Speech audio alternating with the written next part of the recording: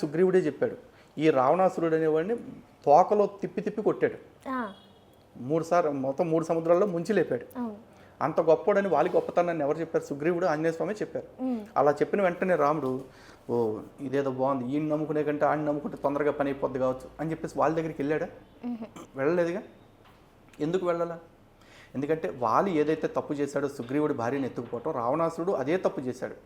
ఆ యదవ నుంచి నా భార్యను తెచ్చుకోవటం కోసం ఈ వెధవ ఇంకొకటి భార్యను ఎత్తుకు వెళ్ళిపోయిన ఈ వెధవ సపోర్ట్ నేను తీసుకుంటే నేను ఇంకా ధర్మం అనే మాటకు అర్థమే ఉంది.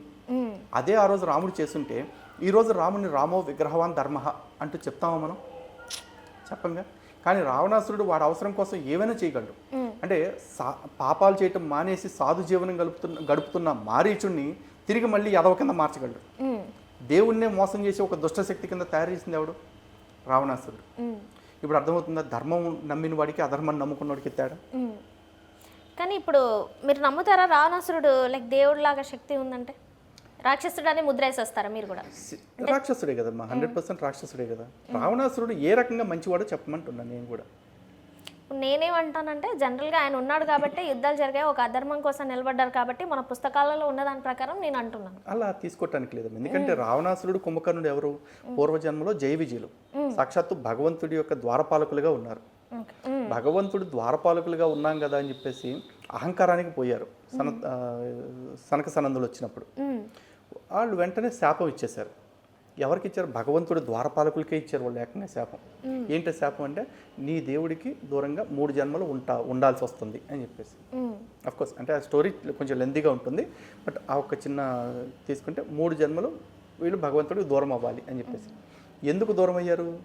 ఎంత గొప్పవాడైనా భగవంతుడికి ఎంత దగ్గరగా ఉండేవాడైనా సరే అహంకారానికి ఎప్పుడు లోనవ్వకూడదు.